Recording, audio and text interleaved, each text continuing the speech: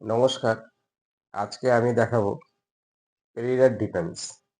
পেরিরার ডিফেন্সের যে খেলাটা হয়েছিল, সে জাম্বিয়ার প্লেয়ার।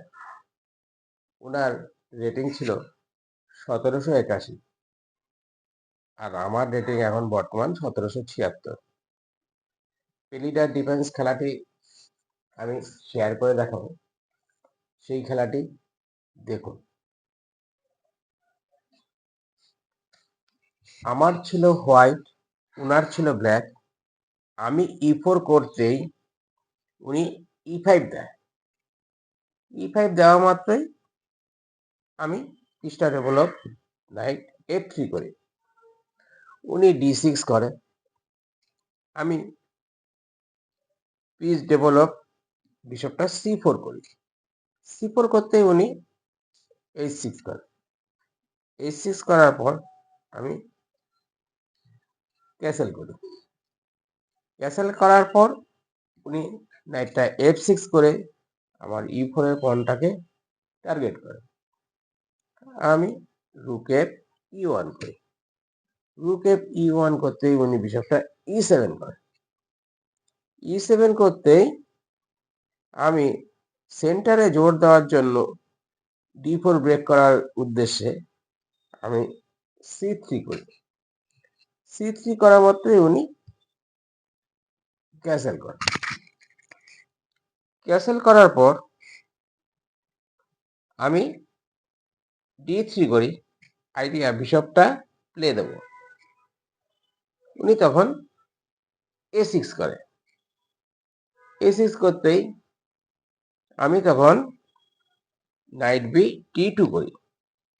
নাইট বি D2 করতে উনি B5 চার্জ করে আমার বিশপটাকে থ্রেট করে।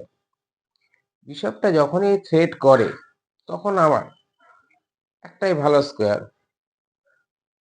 Bishop B3।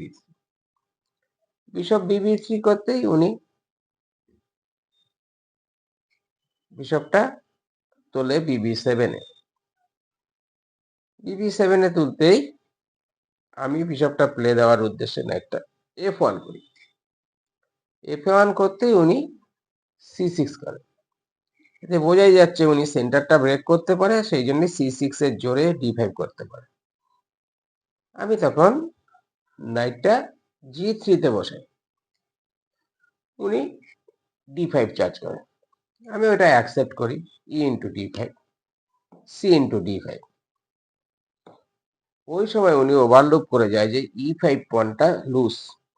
আমি তখন নাইটটা E5 মারি। নাইটটা E5 মারতেই উনি বিশপটা D6 করে। আমার তখন আর কি করণীয়? আমি D4 করে দিই। নাইটটাকে সাপোর্টে রাখি। উনি নাইটটা C6 করে। C6 করতেই আমি নাইটটা F5 করে এই বিশপটাকে ধরি। উনি নাইটটা H7 করে। নাইটটা H7 করতেই আমি একটা চান্স নেই। কুইনটা G4। G4 করতেই উনি G5 চার্জ করে। কিং সাইডটা অনেকটা ফাঁকা হয়ে গেছে। আমি ওই সুযোগে নাইটটা H6 চেক মারি।